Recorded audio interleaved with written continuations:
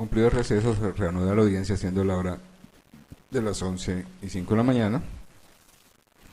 Como se anunció, se procederá entonces a adecuar las pruebas a cargo de la defensa del procesado Sergio Andrés Holguín Ramírez. Sírvase, señor defensor, indicar el orden en que se escucharán los testimonios. Sí, señoría, muchas gracias. De conformidad con la charla sostenida hace breves minutos con mi representado, con las explicaciones dadas por este servidor desde el punto de vista de la defensa técnica, logramos un consenso en el sentido de acusado y defensor, en el sentido de desistir de la prueba testimonial solicitada desde la audiencia preparatoria.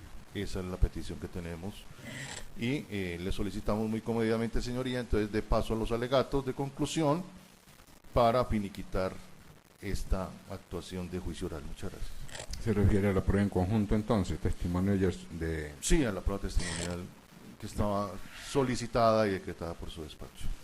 Este orden de ideas, atendía a la solicitud entonces de la defensa, se entiende pues que el mismo representante de la defensa técnica renunció a los testimonios de Oscar Fernando Morales Holguín, María Yolanda Holguín Ramírez y de Rubén.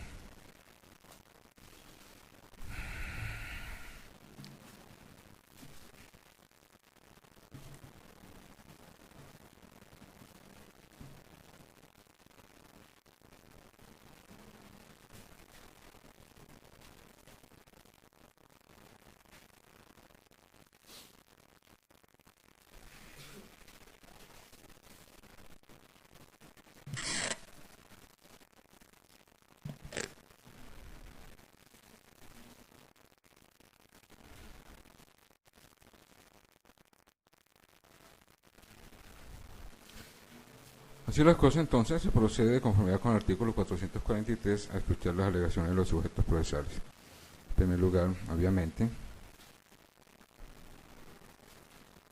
tiene uso de la palabra para tal efecto el señor fiscal.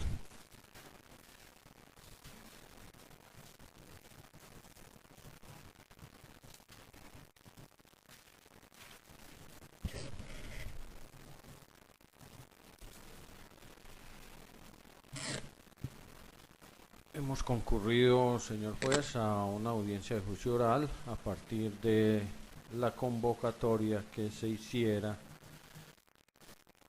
desde la presentación del escrito de acusación en contra del señor Sergio Andrés Holguín Ramírez, de quien la Fiscalía solicitó se le declarara culpable en razón de que era responsable de la muerte del sacerdote Jaime Osa Toro, punible este configurado conforme el artículo 103 del Código Penal, 104 numeral 2, para preparar, facilitar o consumar otra conducta punible para ocultarla, asegurar su producto de la impunidad para sí o para los copartícipes. Igualmente, lo señalaba en el artículo 104, numeral 7, convocando a la víctima en situación de indefensión o inferioridad o aprovechándose de esta situación. Igualmente, se solicitaba en la apertura de la audiencia que también se le declarara responsable de la conducta de tentativa de hurto calificado y agravado,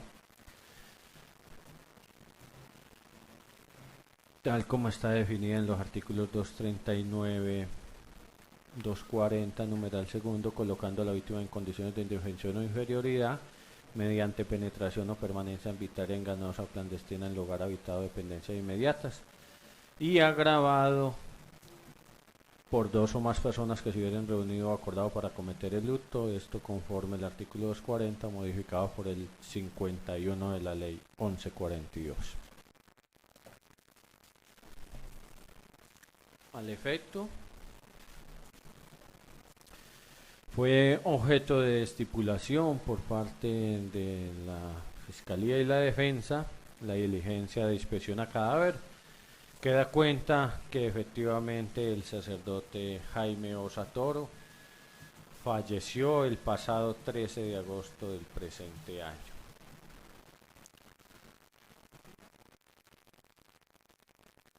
En la casa cural ubicada en la carrera 81, 53 a 40, barrio Calazán, correspondiente a la parroquia de la iglesia Emaús. Igualmente, fue objeto de estipulación la causa de la muerte del sacerdote Jaime Osa, estableciéndose que efectivamente el médico legista Javier de Jesús Martínez Medina había consignado que el sacerdote Jaime Osa había fallecido en razón de las lesiones sufridas por contusión y por arma blanca, heridas estas de naturaleza esencialmente mortal. Igualmente también fue objeto de estipulación el que se hubieran realizado unas diligencias de allanamiento y registro en las cuales fuera encontrada una camiseta consignando en el informe del policía Gustavo Castañeda que la camiseta encontrada en la parte posterior de la vivienda ubicada en la carrera 83 57 15 interior 118 correspondiera al aquí acusado Sergio Andrés Holguín Ramírez, lo que igualmente a la postre fue ratificado mediante la declaración de Ronnie Alexander Suárez Holguín, en el sentido de que esa camiseta efectivamente es propiedad de Sergio Andrés. Igualmente también fue objeto de estipulación entre la Fiscalía y la Defensa una prueba pericial relacionada con unas muestras de sangre que presentan esas camisetas, sin que se tenga, pues, como efectivamente se consignó en la estipulación, que se ubicara al señor Sergio Andrés Holguín Ramírez, o que se estableciera cuál había sido la correspondencia entre la sangre del fallecido Jaime Osa Toro o a quien pudiera pertenecer esas manchas de sangre en la camiseta de Sergio Andrés Holguín Ramírez. Se practicaron entonces unas diligencias testimoniales. Se escuchó a la menor Jennifer Alejandra Zapata Suárez. En el punto principal, esta menor ratifica que efectivamente el sacerdote Jaime Osa fue muerto en la sede de la parroquia de la iglesia de Emaús, que fue ella en horas de la madrugada, al percatarse de este hecho, quien llamó a la policía. Igualmente esta menor señaló que esa noche de la ocurrencia de la muerte del sacerdote Jaime Osa, vio al menor Gerson, quien deambulaba por un pasillo que da lugar a la entrada a la habitación del padre, y que esa habitación se encontraba abierta y es donde el padre guardaba las limosnas.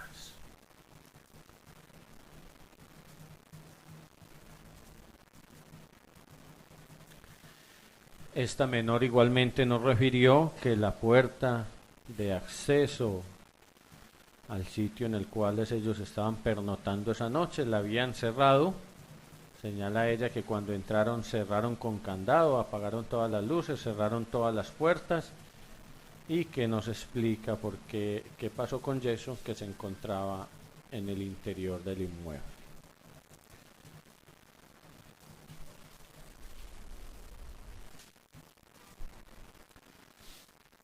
Posteriormente escuchamos al menor de edad, Gerson Steven Saldarriaga Holguín, quien manifestó de Sergio Andrés que es su primo, y señaló tener conocimiento de todos y cada uno de los hechos relacionados con la muerte del sacerdote Jaime Osa, Pues porque efectivamente dice él que vio todo y supo de todo, además que refirió a una planeación de los hechos.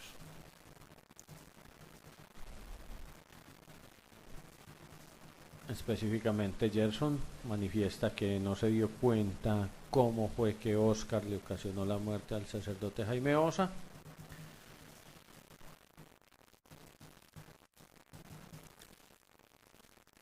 Dice que las puertas de ingreso a la parroquia se encontraban abiertas, que él no asumió ninguna actitud y que se la pasó caminando por el primer piso.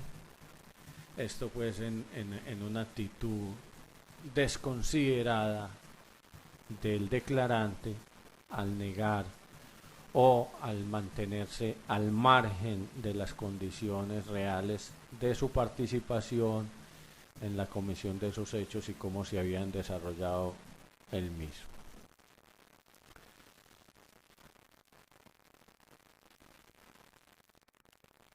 Es así como entonces dice que no sabe quiénes fueron los de la idea para robar al padre, pero señala que sí hubo una preparación. Y por último, al ser confrontado por la Fiscalía y en razón a la declaración juramentada que presentó, debidamente acompañado por su señora madre y un defensor de familia, aceptó que Sergio Andrés, Oscar Fernando Morales Holguín, ya condenado, y Ronnie Alexander Suárez Holguín habían planeado ingresar a la parroquia de Emaús y robar, y más precisamente que habían previsto que iban a golpear al sacerdote para lograr el hurto.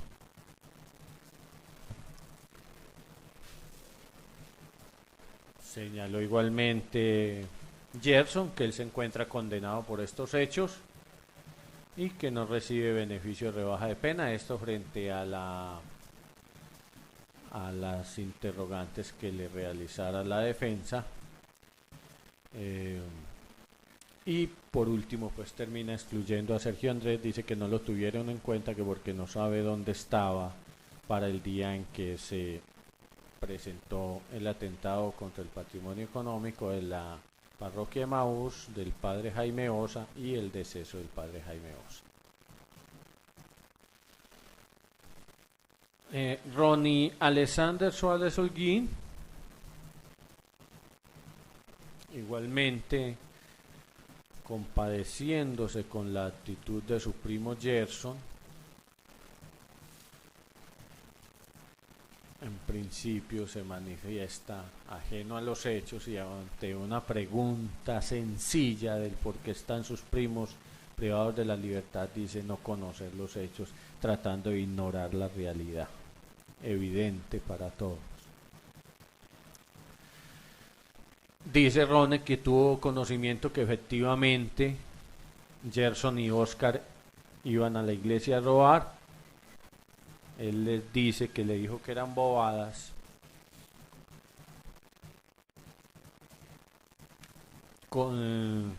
Resaltó que Sergio Andrés o en una diligencia de allanamiento se habían llevado una camiseta verdecita que pertenecía a Sergio Andrés, su primo. Señala que Oscar le dijo que Sergio Andrés no servía para el robo que le iban a hacer al padre, y además dice que la motivación de ese hurto es porque Oscar debía un dinero, un tío los había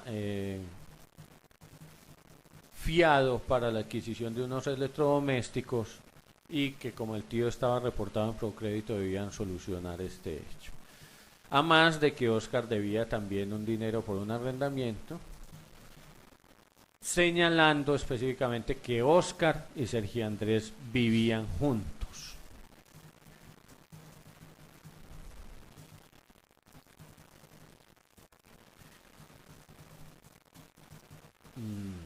en el día de hoy escuchamos a Juan Carlos Ríos, sacristán de la parroquia de Emaús,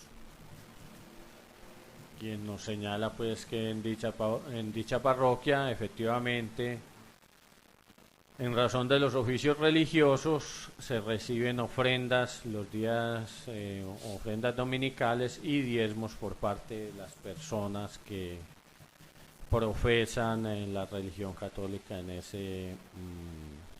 esa iglesia.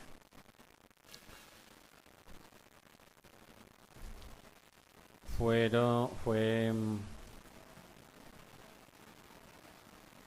específico en señalar que las ofrendas se recogen o son recogidas en la misa y se dejan caer por una alcancía que está construida además sobre una pared, la cual da caída a la habitación del sacerdote Jaime Osa. Y que era este sacerdote quien disponía qué hacer con esa ofrenda, recalcando que en ningún momento, mientras estuvo el sacerdote Jaime Osa, esas ofrendas eran consignadas, es decir, que esas ofrendas permanecían en la parroquia o en la habitación del sacerdote Jaime Osa, a donde, recalque el sacristán, no tenía acceso, pero que cuando él necesitaba hacer alguna diligencia, era allí donde se dirigía el sacerdote Jaime Osa a su habitación y salía con el dinero para realizar la gestión que le fuera encomendada por el sacerdote.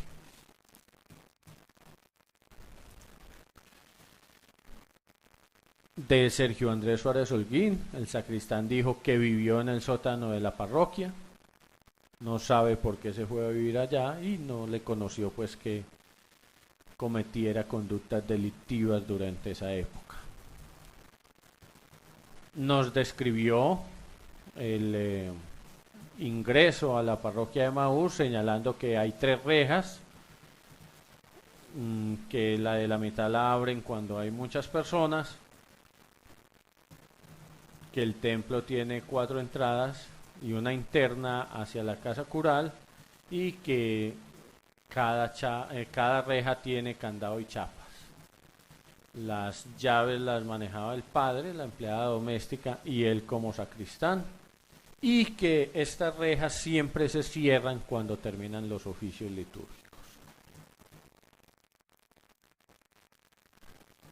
Señala el sacristán que es conocedor de que la parroquia recibe ingresos por 700 y 800 mil pesos cada 8 días en razón de la ofrenda dominical, y que es a partir de esas limosnas que reciben cómo es que le es cancelado a él el salario. Los curas que allí ofician tienen una cuota que él denomina de bolsillo, la cual supera los 200 mil pesos, y que con esas mismas ofrendas es que se paga y se sostiene la casa en cuanto al aseo, enseres, materiales para las empanadas, y que el padre era una persona demasiado caritativa y que compartía o ayudaba mucho a los pobres.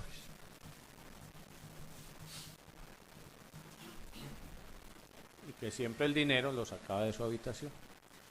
Luis Ignacio Correa nos señala que solamente desempeña el oficio de sacristán los días martes, pues por reemplaza a quien ejerce este oficio en forma principal, el cual es el señor Juan Carlos Ríos. Para el día previo a la muerte del sacerdote Jaime Osa, estuvo desarrollando esta actividad ese día martes, y señaló cómo dejó todo cerrado, apagó las luces, y que igualmente esa misma noche se percató de que el menor de edad, Gerson Steven Saldarriaga, se encontraba al interior de la iglesia. Eran aproximadamente las 8:30 o 9, le dijo que necesitaba cerrar todo y que esta persona salió al menos de la iglesia sin percatarse si se había ido para otra parte. Conoce que de Oscar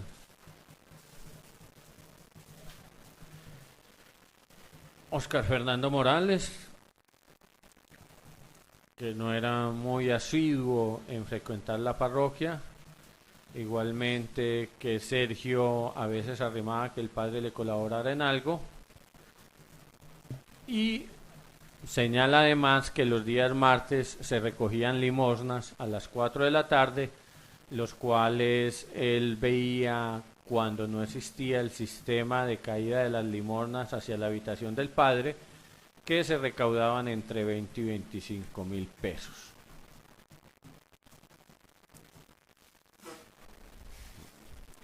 Estos entonces, los elementos o las pruebas ya pues, que fueron recaudadas en la audiencia de juicio oral, descartándose que a falta de haber llegado la prueba de genética forense, podamos determinar que las manchas de sangre en la camiseta de Sergio Andrés Holguín correspondan o no a la sangre del sacerdote Jaime Osa, y como tal esto lo hubiera ubicado en el sitio de ocurrencia de la muerte del sacerdote Jaime Osa. Especulación de la fiscalía. Procede la interpelación. No tiene cabida ese tipo de suposiciones, señor fiscal. Es una prueba que ya quedó muy claro que no existe. Precisamente Doctor, eso es lo por que favor, usted es muy correcto, muy serio en sus exposiciones. Retome entonces ese cauce. Bueno. Así las cosas, y a partir de las pruebas recaudadas en la actuación,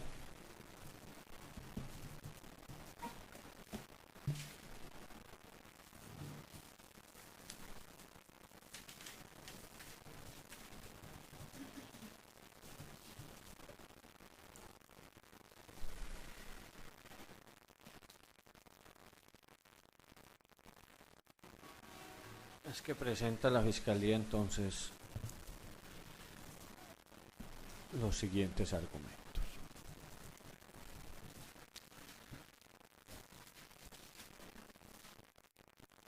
En el inicio o en el escrito de acusación se señala que el señor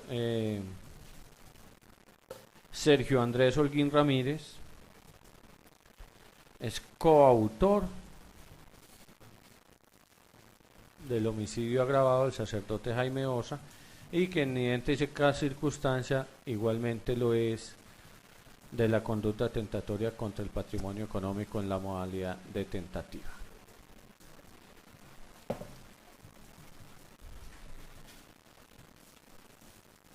Los testimonios practicados trataron de desdibujar la presencia de Sergio Andrés como ejecutor material de estas conductas.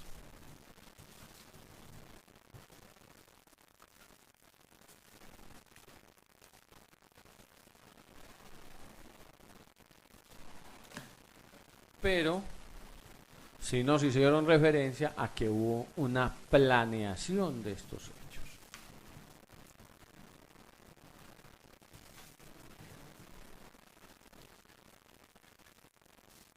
El artículo 23 del Código Penal establece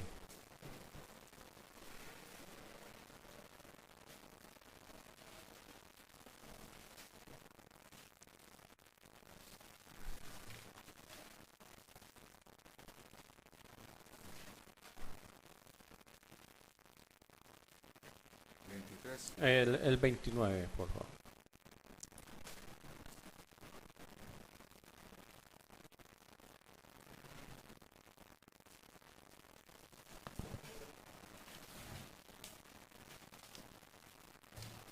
Perdón, el artículo 30. El artículo 30 del Código Penal establece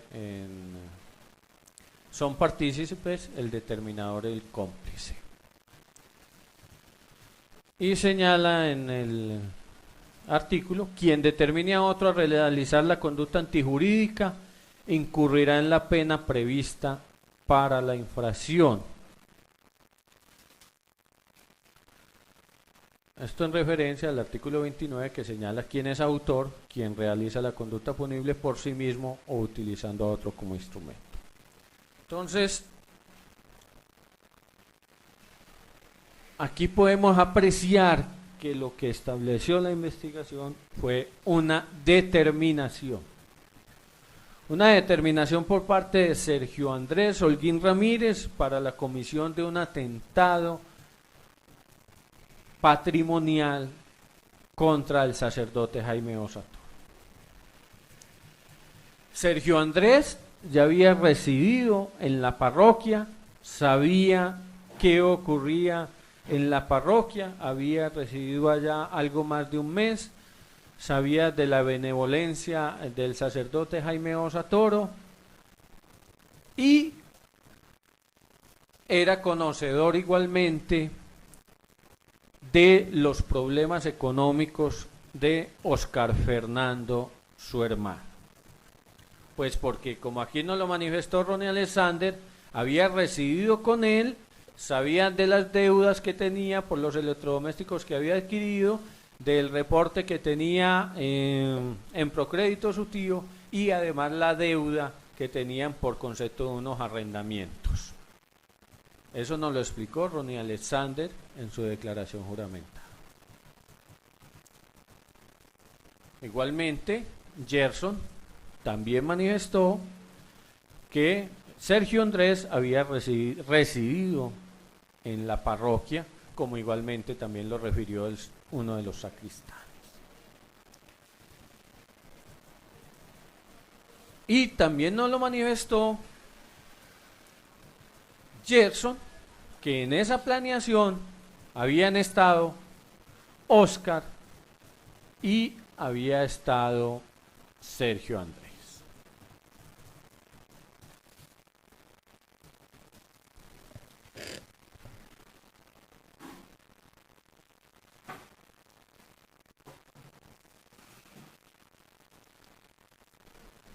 En el Manual de Derecho Penal de autor Pedro Alfonso Pavón Parra, de la editorial Doctrina y Ley, la edición de 1994, en la página 119, se nos hace una referencia a quién es determinador, también llamado autor intelectual, provocador, inductor o instigador. Allí se consigna, comillas, determinador es quien provoca eficazmente en otro sujeto la idea criminosa, transmite el propósito de ejecutar un hecho punible por medios idóneos, logra que otro realice la conducta. La figura del determinador exige la presencia de un ejecutor material de la conducta o autor directo.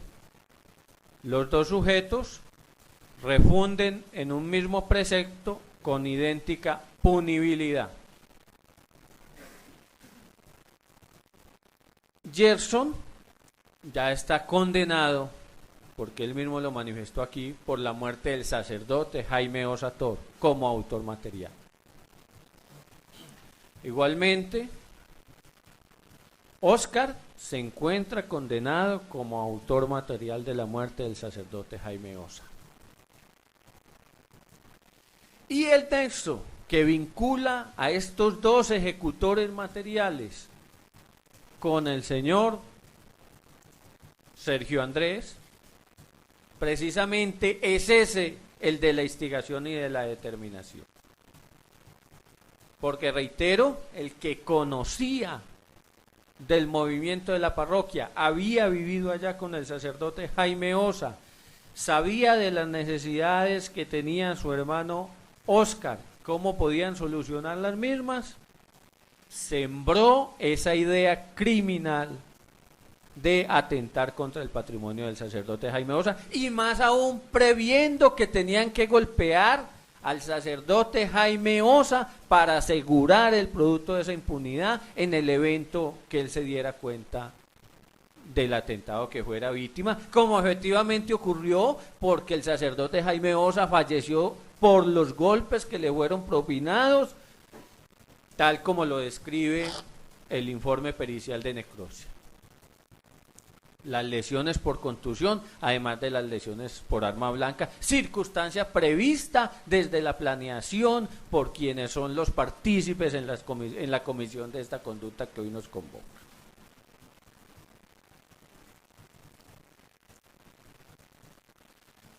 Siguiendo en la cita del autor, tenemos una referencia, comillas, los medios utilizados por el determinador pueden ser variados con tal de que sean idóneos y eficaces frente al sujeto determinado.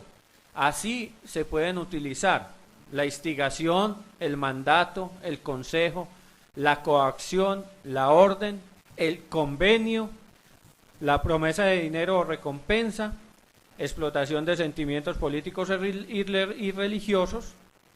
Lo importante es que el determinador aparezca como causal eficiente del delito.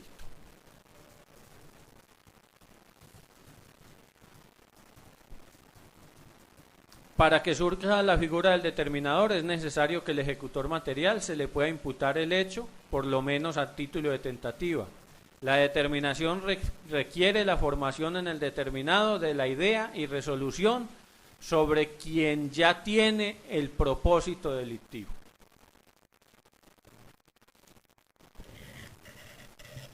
El menor Gerson señaló que efectivamente con Sergio Andrés habían planeado la comisión de ese atentado, que habían previsto golpear al padre.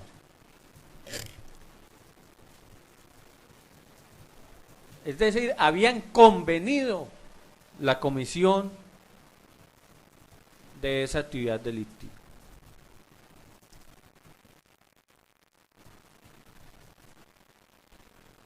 Y efectivamente, aquí quedó establecido que el señor Sergio Andrés, de acuerdo pues a las pruebas recaudadas, al parecer no estuvo en el sitio de ocurrencia de los hechos, es decir, no sería un ejecutor material, llegándose así a que es un determinador, en razón de las referencias a que he hecho anteriormente que lo vinculan con la instigación.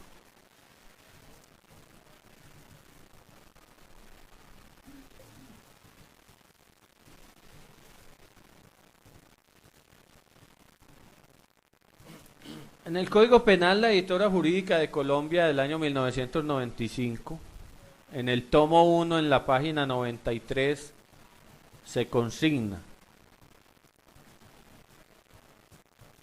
determinador es la persona que mediante instigación, mandato, inducción, consejo, coacción, orden, convenio o cualquier otro medio idóneo logra que otro realice material o directamente conducta de acción o de omisión descrita en el tipo penal.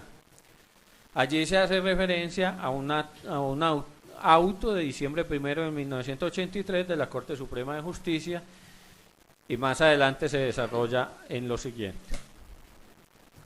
La autoría intelectual o instigación es la figura jurídica que se aplica a aquel sujeto que acopia toda su capacidad de persuasión y de influencia material o espiritual sobre otro, para inducirle a que perpetre un delito que él no se atreve a ejecutar personalmente, o porque piensa que así quedará en condiciones de eludir la responsabilidad penal correspondiente.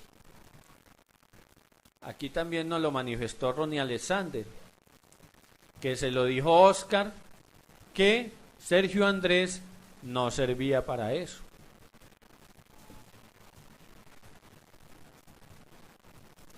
Pero sí era quien le había sembrado la idea criminal y quien había planeado con ellos la ejecución de esa conducta. Eso no es cierto, señoría.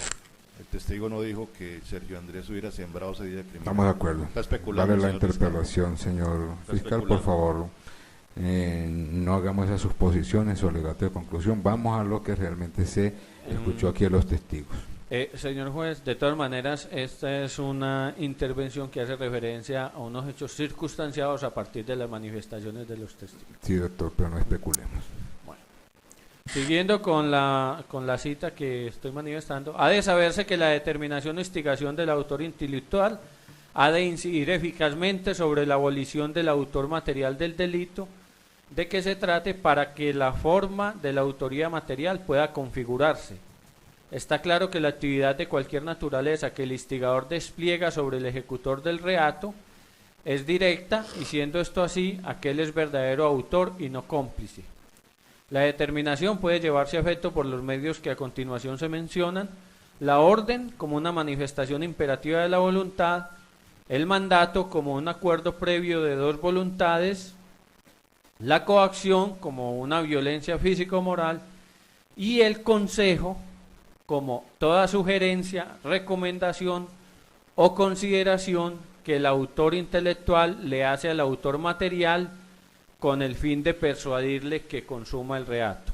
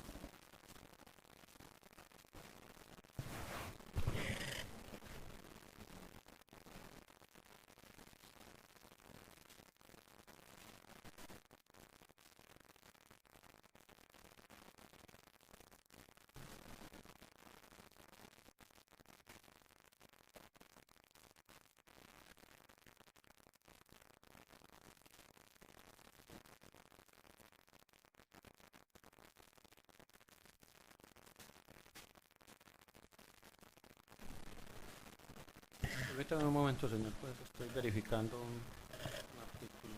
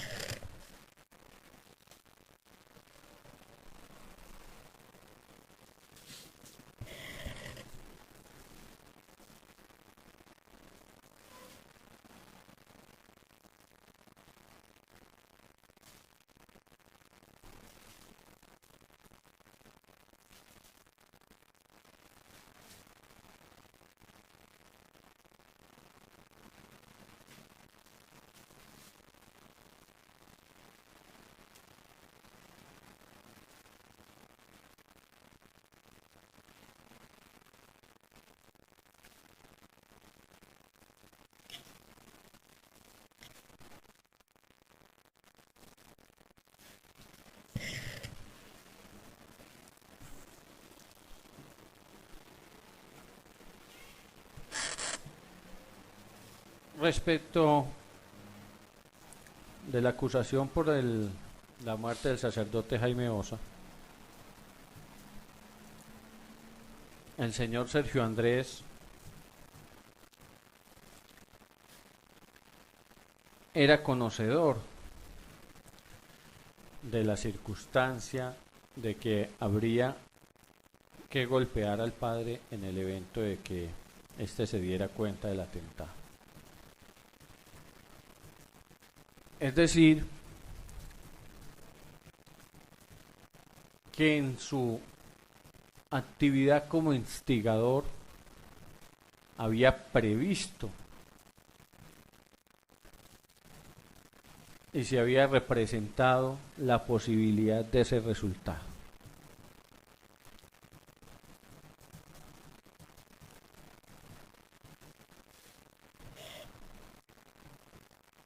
Es decir, su actividad fue una actividad dolosa, porque conocía y había previsto como posible ese hecho. De ahí que a él se le comunican esas circunstancias de agravación en el sentido de que el homicidio del padre Jaime Osa había sido cometido para asegurar el producto del hurto o la impunidad del mismo, porque reconociendo el sacerdote Jaime Osa a quienes estaban atentando contra el patrimonio económico podían ser objeto de la recriminación de este o podrían eventualmente ser denunciados. Igualmente, de todos era conocido la circunstancia de la mayoría de edad del sacerdote Jaime Osa y cómo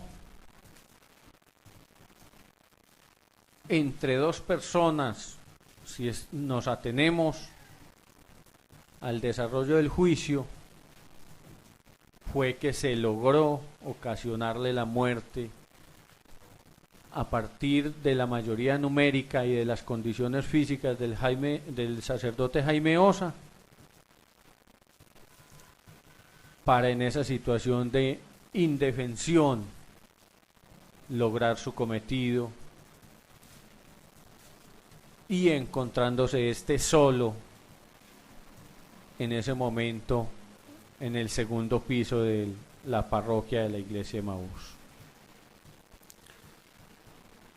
En cuanto al atentado contra el patrimonio, específicamente la tentativa de hurto calificado agravado, tenemos que efectivamente hubo un ingreso de unas personas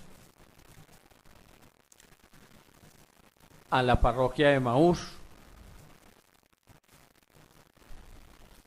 una penetración arbitraria en ese sitio, una vez que las puertas ya se encontraban cerradas. Así nos lo dejó ver el sacristán que estuvo esa noche, así también lo manifestó la menor de edad Jennifer, en el sentido de que ellos mismos habían cerrado las puertas y que no se explicaba la presencia de Gerson en ese lugar, como que igualmente pues también según la actuación, la de Óscar Fernando, quienes propiciaron la muerte del sacerdote Jaime Osa en el interior de la casa cural.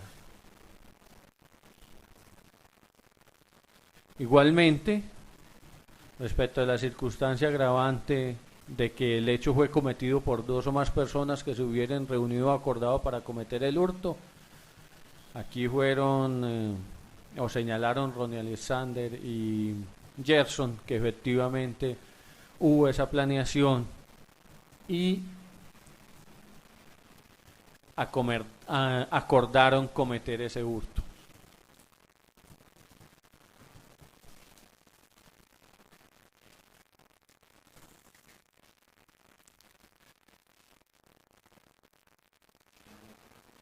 Hubo unos actos idóneos y efectivamente dirigidos a la consumación de un atentado contra el patrimonio económico. Se ingresó a una residencia en forma arbitraria y clandestina. Como lo manifestó el mismo Gerson, su actividad estaba dirigida a lograr el hurto de las ofrendas,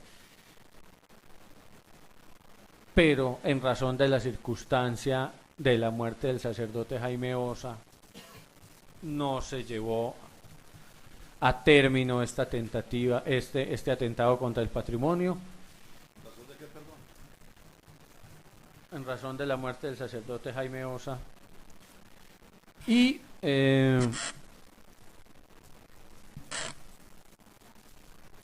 tenemos sentado, como efectivamente lo dejaron ver los sacristanes, que allá se encontraban las limosnas recaudadas en los oficios dominicales, como que igualmente... Especulación de la Fiscalía. No se probó que hubiera dinero alguno. Enseñámonos a lo que dieron los testigos realmente, señor fiscal. Ninguno dijo que había plata ese día ya. Lo que dijeron los testigos es que las limosnas las remitían por una ventana a la habitación del sacerdote Pero Jaime ninguno le Osa. costó que Eso hubiera está plata o no claro, hubiera eso plata. está claro para el despacho. Entonces, limitemos lo que yo dije. Especulación de la Fiscalía. Continúe, señor fiscal. Y efectivamente, tal como lo manifestó el sacristán, ofrendas que no eran consignadas. No es una suposición de la defensa, o es una suposición de la defensa que quiera negar que allá no hubiere dinero para... No está acreditado. O si no, que hubiera convocado a los... Señor que fiscal, pero intentaban ciertamente matar. usted no acreditó eso en la audiencia. Sí, señor juez. No se acreditó la cantidad de dinero, señor juez. Ni que hubiera dinero. En este evento, entonces, señor juez, y para rematar, entonces solicito que se declare responsable al señor Sergio Andrés Holguín Ramírez respecto de los cargos que le fueran formulados en el escrito de acusación, como igualmente en lo que fue objeto de este alegato final, a título de determinador de las conductas de homicidio agravado en la persona del sacerdote Jaime Osa Toro, e igualmente de tentativa de hurto calificado y agravado respecto de los bienes que se encontrarán en la parroquia de Maús. Muchas gracias, señor.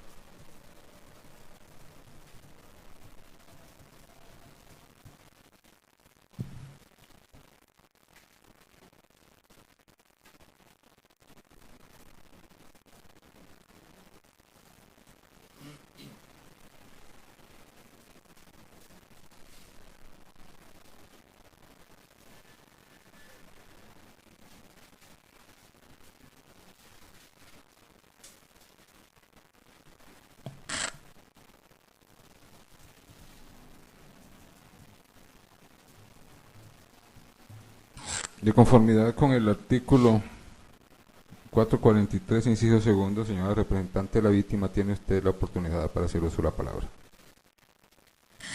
Señor juez, como apoderada de la víctima no presentaré alegatos finales, me adhiero a lo manifestado por la Fiscalía.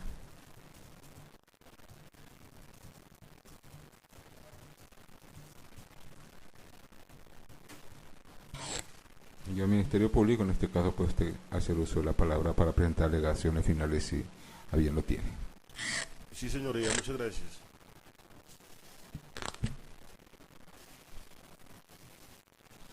Suena de perogrullo, señor juez, advertir que la prueba tiene como finalidad llevar al juicio el conocimiento de lo que verdaderamente ha ocurrido, la reproducción de un hecho histórico, finalidad esta que en criterio del Ministerio Público no se cumplió a cabalidad en el presente caso.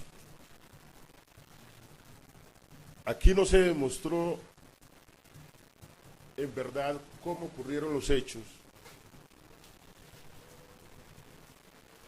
del 13 de agosto del año anterior.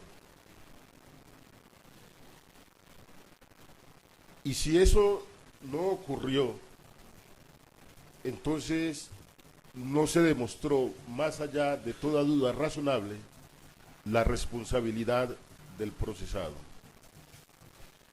Y la cuestión es tan clara, señor juez, que la defensa se ha dado el gusto de renunciar 6 testigos que tenía para este juicio. Así es la cuestión de clara. Yo quisiera, señor juez, brevemente, y como quiera que el testigo Gerson Saldarriaga Holguín relaciona en uno u otro sentido al acusado con los hechos materia de investigación, quiero referirme en primer lugar someramente a algunos aspectos que tienen que ver con la coautoría y con la determinación. El testigo Saldarriaga le escuché decir que el acusado participó en la planeación de los hechos, pero fue excluido por no ser apto para tal. Participar en la planeación, que es bien diferente de la determinación y de la coautoría, y haciendo énfasis en la segunda, en tanto todo se queda en la mente del sujeto sin ninguna trascendencia hacia el mundo exterior. También sabemos que incrimina, si se quiere un poco, al acusado, que en una prenda que se dice suya fue encontrada una mancha de sangre humana cuyo origen en verdad no se determinó. ¿Cuándo se impregnó la prenda de esa mancha y de dónde provenía?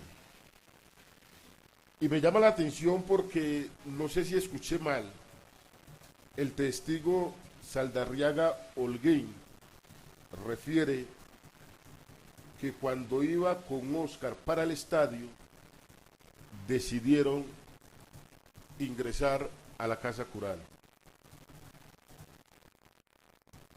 Mire, señor juez, que la coautoría supone un acuerdo de voluntades hacia la comisión de un delito, pero a su turno un aporte funcional de vital importancia en el desarrollo del plan.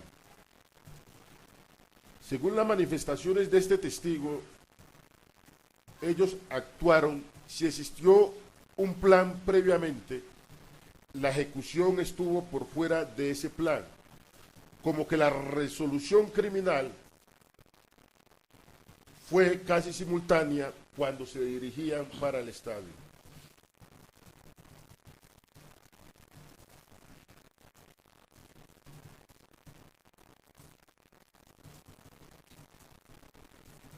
Y si esa resolución fue en ese momento, prescindiendo del plan inicial, esas dos personas son los responsables de ese hecho. Y mire, señor juez, que deteniéndonos en lo que tiene que ver con el homicidio, el testigo Gerson nos dice, hombre, íbamos a hurtar. Y como ha señalado el señor fiscal, estaba previsto golpear, si era necesario el cura, golpearlo, no matarlo. Entonces mire que si en ejecución de ese plan inicial, donde está previsto golpear a la víctima se produce su muerte, podría hablarse de un homicidio preterintencional, mas no de un homicidio doloso. Pero mire, señor juez, que de acuerdo con la diligencia de necropsia, a la víctima se le propinaron heridas esencialmente mortales, lo que quiere decir que eso no fue preterintencional, y conforme al número de heridas, al número de golpes, entonces a esta altura se pregunta al Ministerio Público si la muerte del cura obedeció al desarrollo de un plan de hurtar, o fue que Oscar y Gerson entraron a ultimar al cura. Porque la pregunta es, señor juez, iban a hurtar, así nos dice Gerson, ¿qué iban a hurtar? ¿Qué iban a hurtar? Y para dar incluso al traste con la pretensión de imputación de la tentativa de hurto, se pregunta al Ministerio Público, ¿por qué no hurtaron? No hurtaron. ¿Por qué no hurtaron si habían eliminado a la víctima? Entonces, dice el señor fiscal que no hurtaron por la muerte del cura. Como el cura murió, entonces no hurtaron. Lo que resulta incongruente con la causal de calificación del hurto o de agravación mejor de la finalidad de consumar el hecho. Si yo lo mato para consumar el delito, pues obvio, si ya lo maté, pues no tengo ningún obstáculo. Excluye esa argumentación la circunstancia de calificación.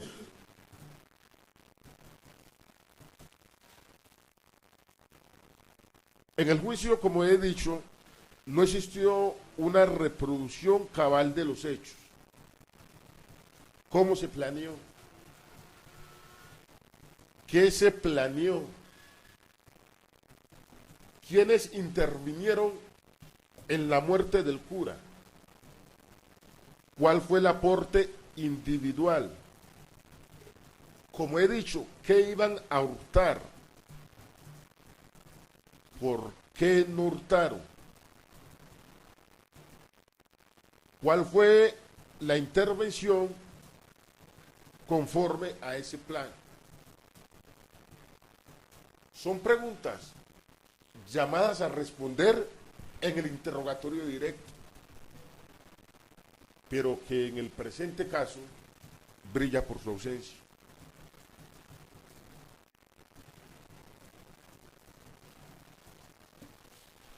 Ahora, que conforme a lo dicho por Gerson, el acusado sea un determinador del hecho, y en consideración a que el determinador es aquel quien hace nacer la idea criminal, pero que también tiene un dominio sobre el desarrollo del proceso causal, debió de determinarse, como determinó Sergio, a los autores materiales. Mandato, consejo, coacción, porque lo que nos dice el testigo es que estuvo en un plan inicial, plan que no es equivalente a determinar de quién fue la idea, de quién partió la idea siquiera para que iniciemos a hablar de determinación. ¿De quién partió la idea para llevar a cabo esos ilícitos? Vacío probatorio.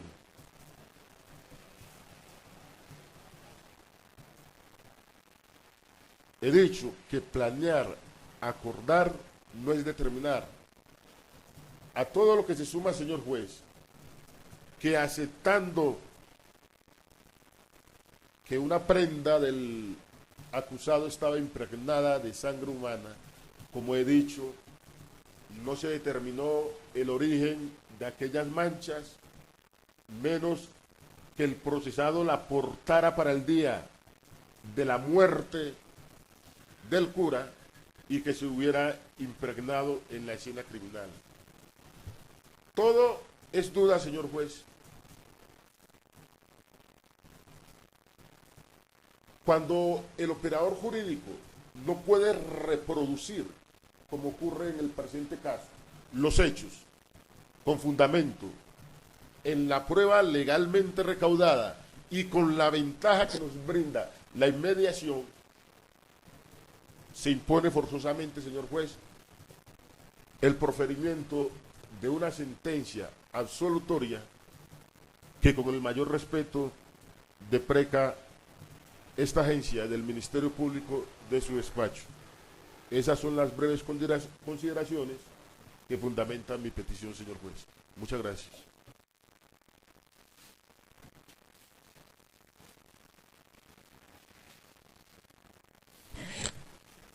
Proceda, señor defensor, a presentar sus alegatos conclusivos. Sí, señoría, muchas gracias. Citando a el doctor Alberto Aguirre,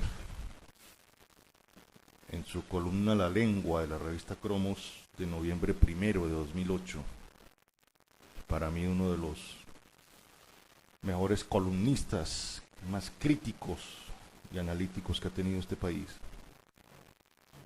jurista antioqueño. En su columna Al fin justicia, dice el profesor Aguirre lo siguiente, abro comillas, dice Beccaria: la filosofía penal tiene por misión racional la misión misma de administrar justicia para que no sea instrumento ciego de venganza. Cierro comillas por este lado. Esto en relación a los comentarios que hacía el doctor Aguirre sobre la absolución del doctor Alberto Santofimio Botero, en un caso tan sonado como la muerte del doctor Galán. Y refería entonces en la columna también lo siguiente el doctor Aguirre: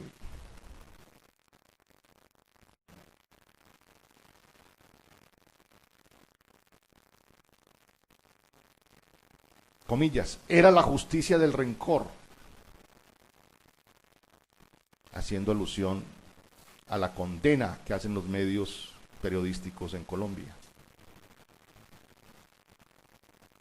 Continúa el profesor, comillas, las sociedades primitivas suelen sustituir la justicia por la venganza. El todo es condenar a alguien, aunque no tenga real culpa. Y así los deudos de la víctima y la sociedad en general se declaran tranquilas y satisfechas. Todas esas condenas de café y de columna y de editorial tenían su fundamento no en la razón y en la justicia, sino en el odio y en la venganza. Cierro comillas, señoría.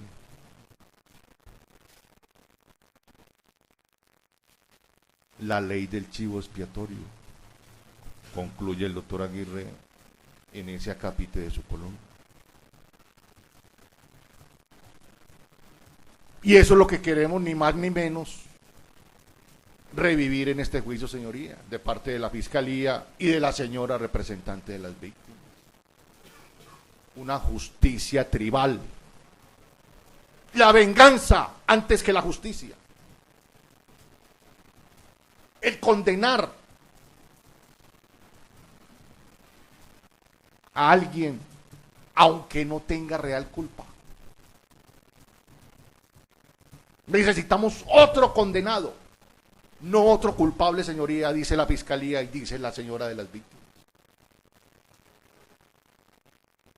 Qué desatino y qué desabrupto jurídico, señoría.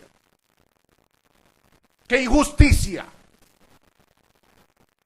Y por aquellas paradojas de la vida, señoría, recuérdese, me tocó defender a estos muchachos implicados en la muerte de mi querido profesor del Colegio Ferrín. Pero eso no nubló jamás mi mente. Y desde las audiencias preliminares le advertí a la Fiscalía que estaba sobrepasando sus funciones, que estaba cometiendo arbitrariedades y dislates jurídicos. Y vea usted a lo que hemos llegado al día de hoy, 9 de junio de 2009. Ya hubo verdad y justicia, pero se quiere venganza. Ya hubo 2 condenados por el Estado colombiano por estos hechos. Ya las víctimas accedieron a la verdad y a la justicia. Un menor, un adolescente y un adulto han reconocido su culpa. Y usted condenó a uno de ellos, señoría. Son condenas ejemplares, acordes con el principio de legalidad de la ley colombiana.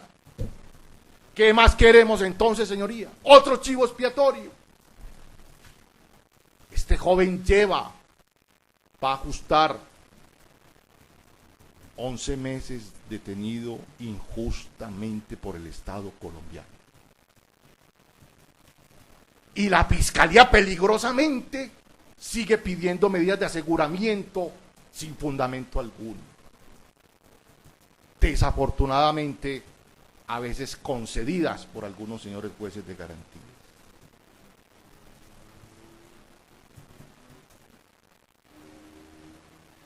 Y tengo que decir, antes de que se me olvide, señoría, que bajo esta constitución política del 91,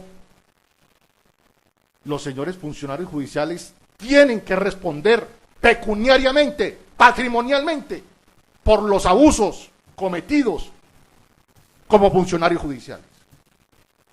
Así lo está determinando la sección 3ª del Consejo de Estado. Condenas ejemplarizantes para la Fiscalía y para la Administración de Justicia, y por las cuales el Estado colombiano está repitiendo contra los funcionarios que han sido responsables de estas privaciones de la libertad injustas y arbitrarias. Casi un año detenido en Bellavista, un inocente, en esas mazmorras donde se violan flagrantemente los derechos humanos. ¿Será eso digno, acorde con los postulados del Estado Social de Derecho que rigen en Colombia? Mantener a una persona privada de la libertad sin fundamento alguno. Y bueno, sí, en gracia de discusión, pongámoslo así, muy en gracia de discusión. Habían elementos para la medida de aseguramiento. Hoy en día, señoría, y diría yo desde la acusación, la Fiscalía General de la Nación sabía que no tenía elementos para mantener hasta eso es temerario, señor juez. Por favor, que se le llame la atención a la defensa por la temeridad. Sí, no tanto como temeridad, pero si formó una acusación, no hay lugar a esa manifestación de su parte, señor defensor. Lo digo, señoría, porque así lo dicen los elementos de prueba. Doctor, continúe con su alegato. No estoy especulando, no estoy especulando. Y no es temeridad. Temeridad sí es el pedimento que hace, o temerario sí es el pedimento que hace la Fiscalía en este juicio oral. Rayando casi,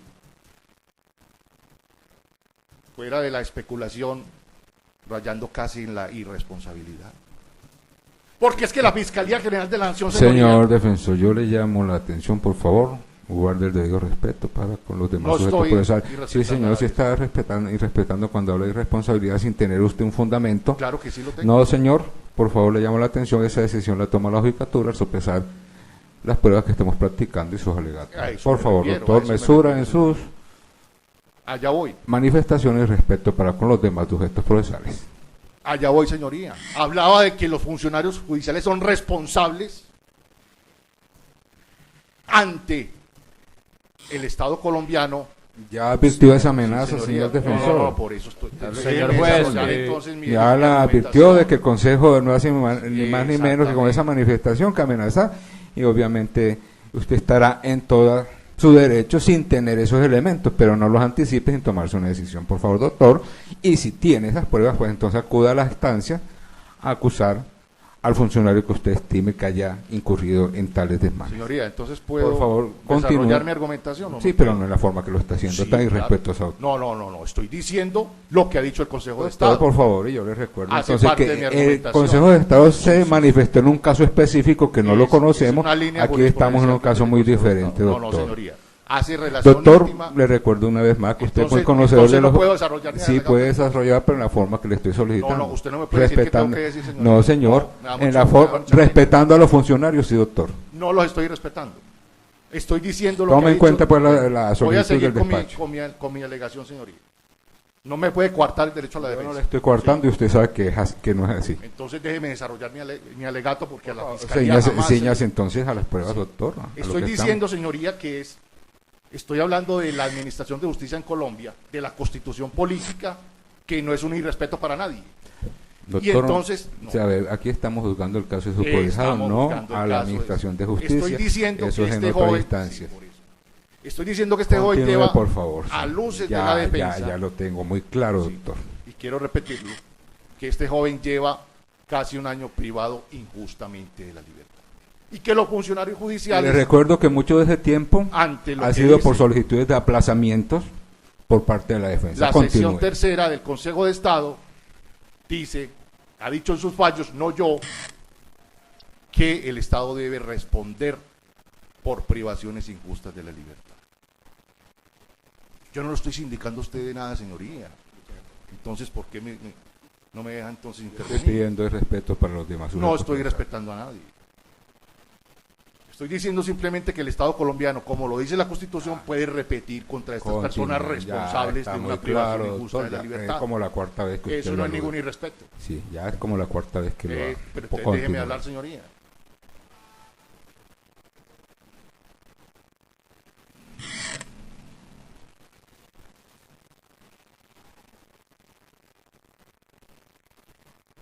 ¿Qué ha dicho la Sala Penal de la Corte Suprema de Justicia? Refiriéndome a las responsabilidades de los fiscales. Señor juez, yo requiero a la defensa para que se ciña a los hechos que fueron objeto de la audiencia de juicio oral y a las Usted no pruebas me que tiene fueron decir qué tengo que evaluadas alegar. Eso es mi alegato, ese es mi en alegato. la audiencia de juicio.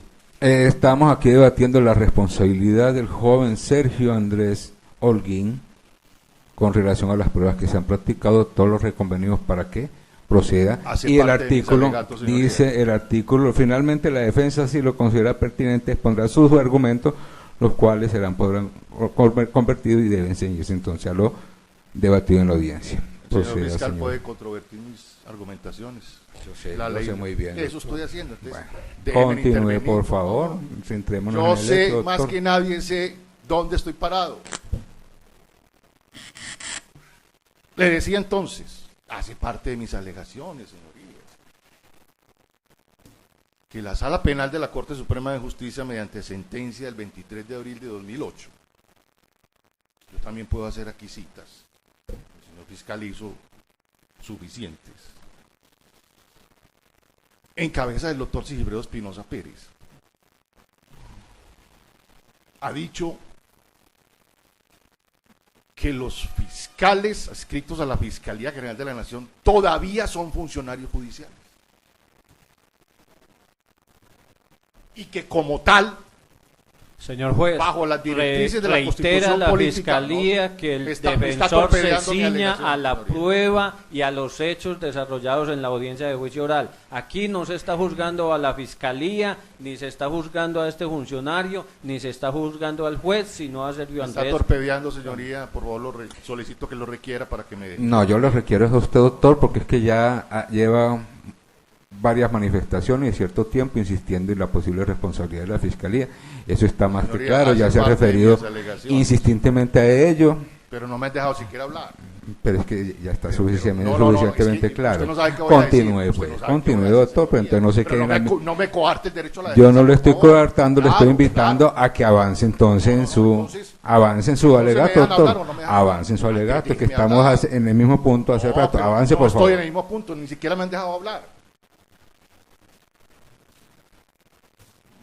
Y al señor fiscal que no me interrumpa entonces.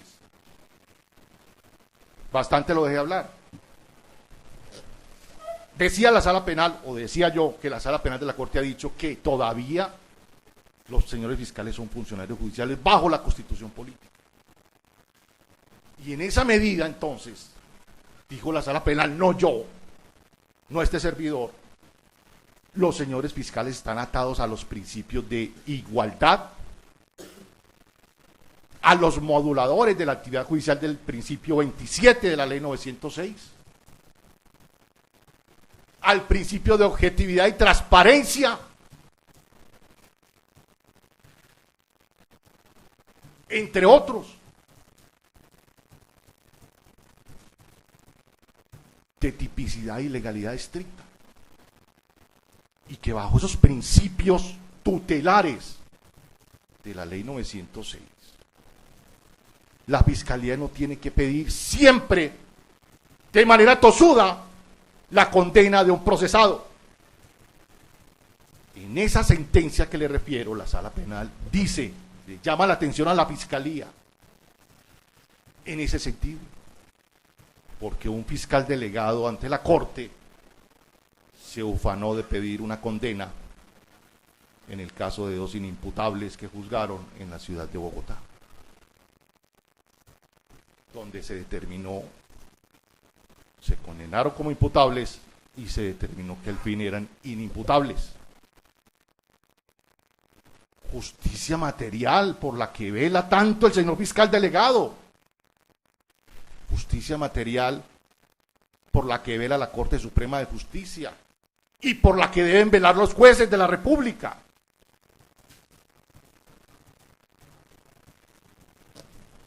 Principios que tienen que acoger los señores funcionarios delegados de la Fiscalía General de la Nación y que en este evento el señor fiscal delegado aquí no acogió, porque ya como lo refería el señor agente del Ministerio Público, por Dios, no hay de dónde pedir condena para este muchacho. Así lo indica la prueba practicada en este juicio oral. Usted le acaba de llamar la atención a interpelaciones de la defensa pública al señor fiscal, porque no hizo sino especular en sus alegatos de conclusión, inventando o creando una verdad probatoria que jamás existió en este juicio oral, señoría. Con las estipulaciones se acreditó la muerte lamentable del padre Jaime Osa.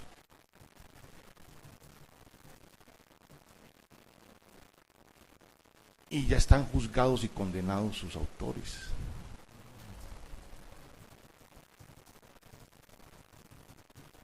Pero con lo precariamente investigado por la Fiscalía, ni aún en grado de tentativa se acreditó la existencia de un hurto. Y digo por lo precario, porque me da mucha pena con la Fiscalía, pero la verdad, Monda y Lironda lo dice. Investigó la Policía Judicial, adscrita a la Fiscalía, dirigida por el señor fiscal Sesto de Medellín. ¿Cuál fue el hurto cometido en la parroquia de Emaús?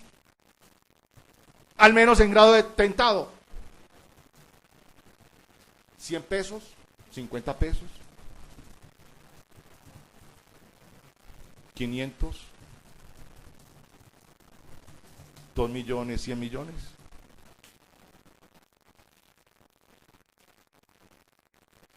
No dice que habían asegurado entonces el hurto con la muerte del padre.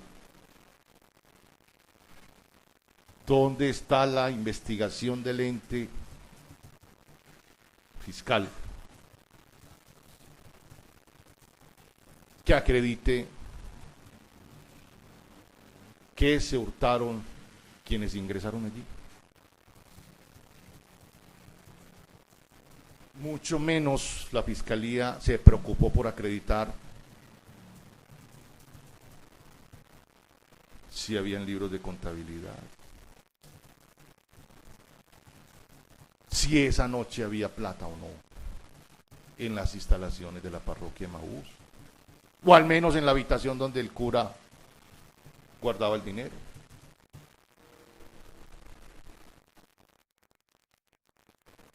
Porque yo puedo entrar a un banco, supuestamente, a hurtar, un banco que maneje 1.000 millones de pesos diarios, y llegar y no encontrar un solo peso.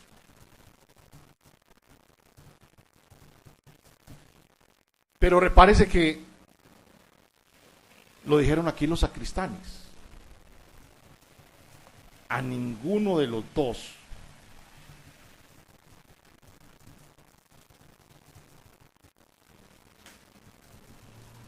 les consta o les constó cuánta plata había en la noche que mataron al padre Jaime Osa en las instalaciones de la parroquia Emaús, o qué bienes fuera del dinero se llevaron las personas ya condenadas.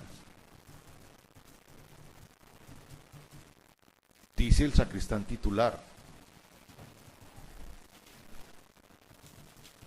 la fiscalía o la policía me dejó entrar a la parte de abajo y todo estaba perfecto. Arriba no sé por qué no subí. Y dice Juan Carlos Ríos que tampoco le consta cuánto dinero se había en la caja fuerte del segundo piso donde el padre supuestamente guardaba esos bienes. Pero es más, señoría, dice también el sacristán, para derruir la argumentación de la fiscalía especulativa, que pagaban a los sacerdotes adscritos a la parroquia con ese mismo dinero. Sufragaban los gastos de la parroquia con ese mismo dinero obtenido en diezmos y en ofrendas. Que de ahí se cancelaban hasta los propios salarios de los sacristanes. Es decir, no sabemos ni cuánto egresó, ni cuánto ingresó, ni cuánto egresó, o si había plata o no había plata en la noche de la luctuosa muerte del padre Jaime Osa. Ni tampoco el ente fiscal acreditó que si hubiesen hurtados bienes electrodomésticos, joyas u otros bienes de valor de propiedad o del padre o de la parroquia.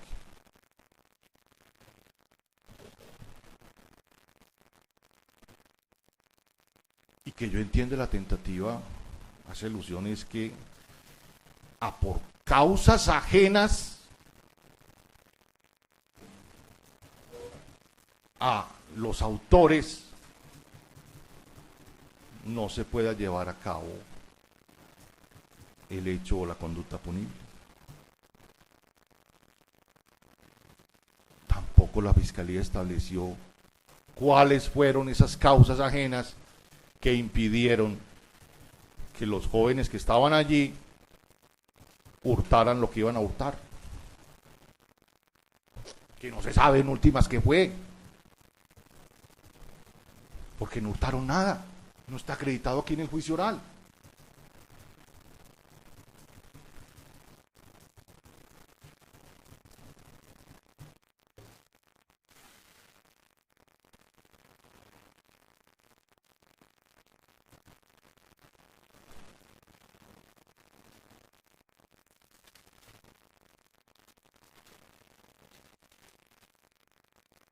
Entonces, queriendo torcerle el cuello a la prueba, el señor fiscal nos dice que Sergio Andrés Holguín es un determinador, un instigador del hurto y del homicidio del padre Jaime Oz. ¿Cómo le parece a usted, señoría?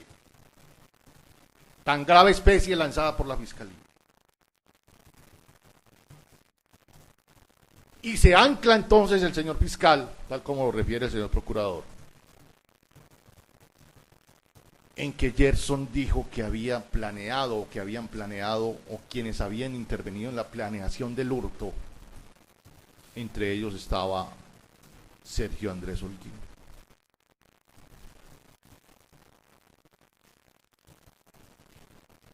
Y toma esa afirmación, de manera descontextualizada a la fiscalía.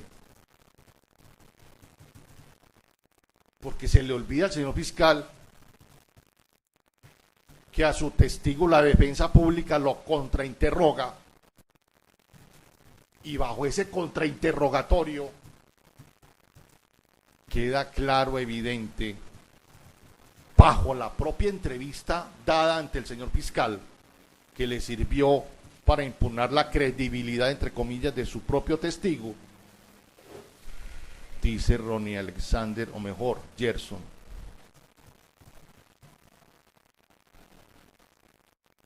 a preguntas de la defensa pública,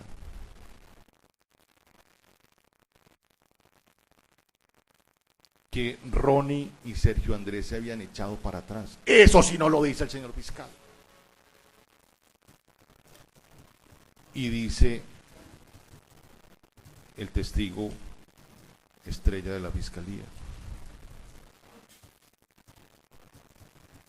y entonces no fueron.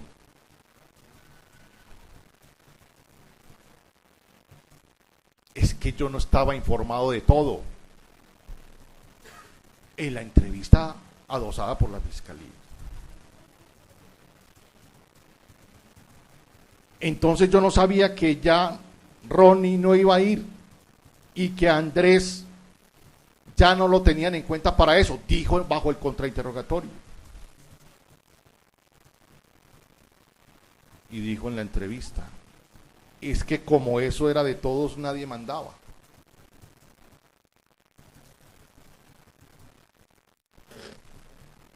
Y culminó diciendo el joven interrogado, a contrapregunta de la defensa pública: el día de los hechos Andrés no estuvo y yo no pregunté nada. O reconoce que Sergio Andrés no estuvo en esos hechos. Hay que mirar las cosas en su contexto, los testimonios en su contexto integral.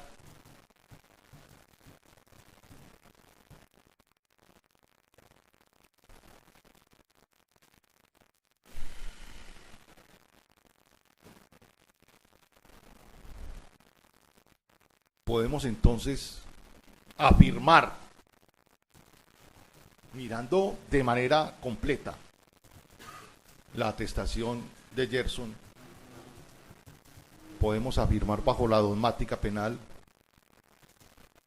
que Sergio Andrés fue un instigador, un determinador y por lo tanto un responsable tanto de la muerte del padre como del hurto tentado.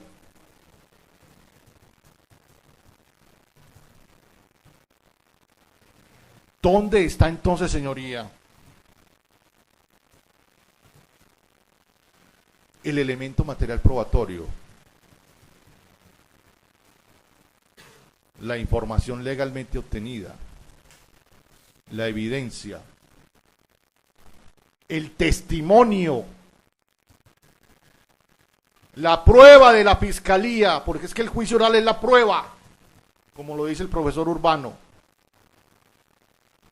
que indique o que le diga a usted, señoría, que Sergio Andrés Holguín fue un determinador,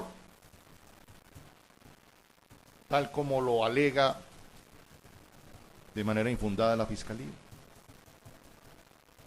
¿Dónde está el elemento de prueba, la prueba que diga que fue un provocador, un inductor, que provocó la idea criminosa y que otros la materializaron? Si el propio testigo, Ronnie Alexander de la Fiscalía, nos dijo ayer aquí, sin necesidad de acudir a la entrevista que rindió ante la Fiscalía, que Óscar Fernando lo había invitado a robar en la parroquia, señor fiscal, ¿se le olvidó eso? Que lo había invitado a hurtar. Bajo juramento lo dijo el testigo ayer aquí en esta sala. Y que él le había respondido que dejara de ser bobo, que él no le jalaba eso, y que mucho menos Sergio Andrés servía para eso. Lo dijo aquí de manera muy clara,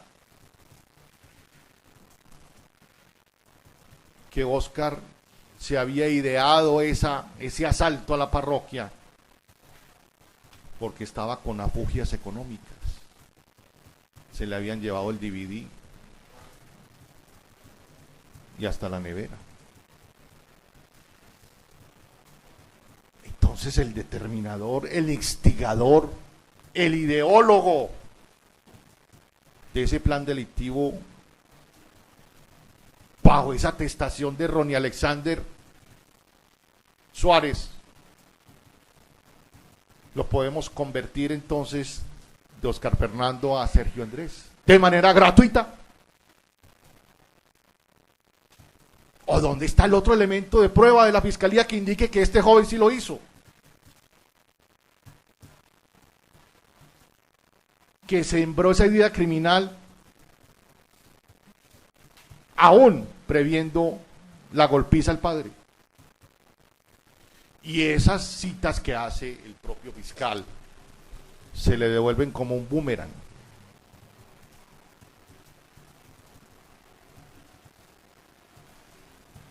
Los medios del determinador, citó el señor fiscal delegado.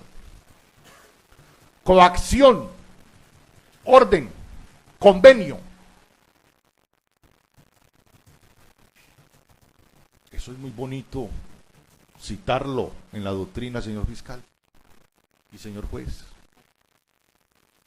Pero de allí a acreditarlo hay mucho trecho, mucho camino. Subrayo. ¿Dónde está acreditada la coacción? La coacción. ¿Dónde está aprobada la orden? La coacción de este enclenque muchacho ejercida contra sus dos primos. Grandotes y acuerpados. La orden. Y mucho menos dónde está el convenio. ¿Dónde está esa prueba de ese convenio? ¿Y dónde está la instigación? Y peor, señoría, ¿dónde está ese acopio de esa capacidad de persuasión para que Gerson y Óscar Fernando cometieran ese vil crimen? No especulemos, por favor, señoría, como usted le dijo al señor fiscal. Y así lo dice el señor procurador, continuo. Por Dios, estamos lanzando una acusación muy grave, un homicidio agravado, con penas altísimas, señoría, en concurso con una tentativa de hurto. No condenemos de manera gratuita a un ciudadano cuando no aflora la prueba para ello.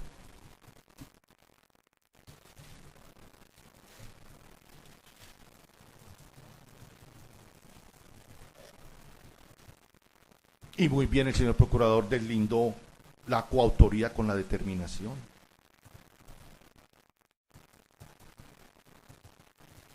Y me pregunto yo, entonces, porque la acusación del señor fiscal fue en calidad de coautores.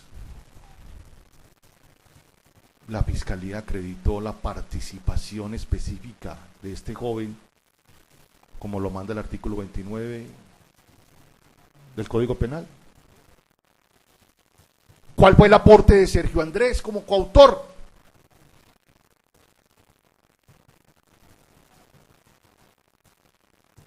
¿Dónde es su aporte funcional?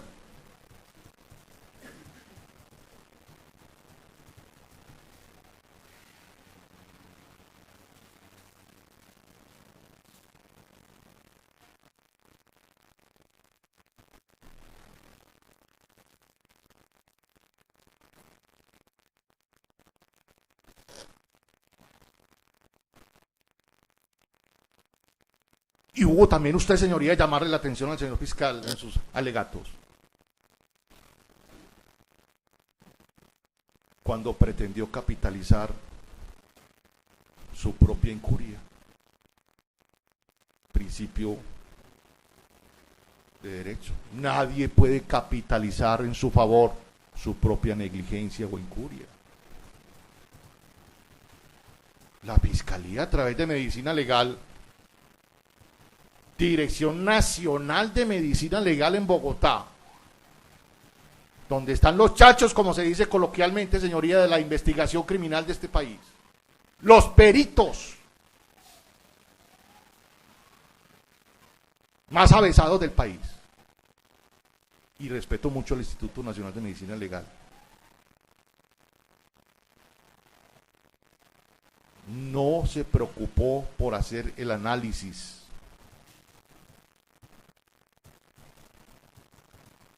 tantas veces requerido por el señor fiscal seccional.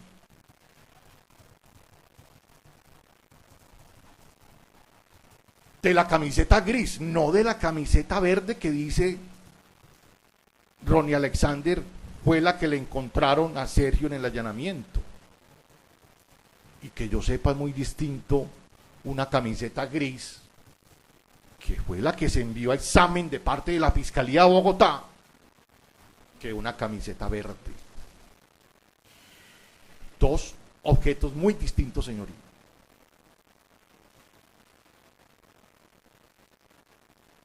Y entonces, ¿cómo pretende el ente fiscal pedir condenas si no investiga, si no acredita, si no prueba?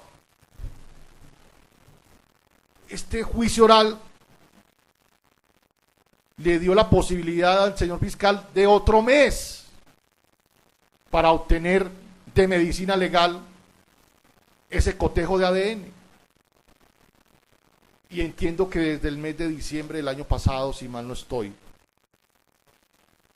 estaba radicada esa petición, ese peritazgo en Bogotá.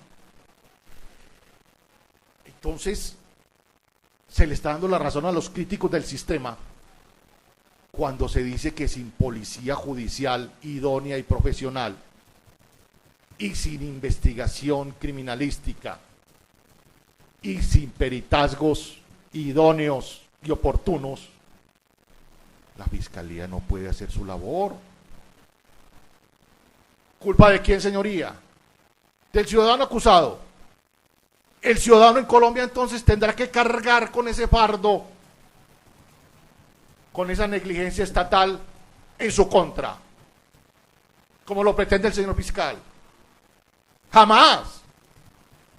El mismo Consejo de Estado ha dicho, las fallas del Estado jamás pueden ir en contra o ascribírsele al ciudadano.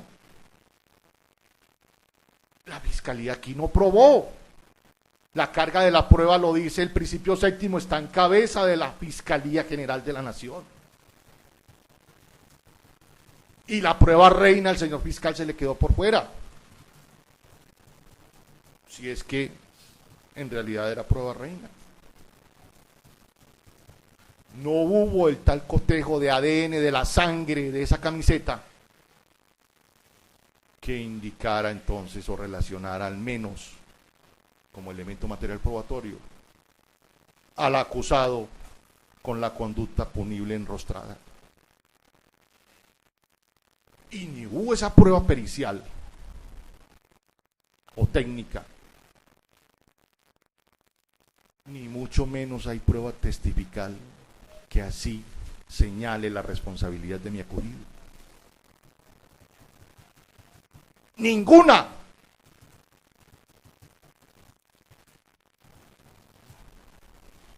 Para que entonces temerariamente sí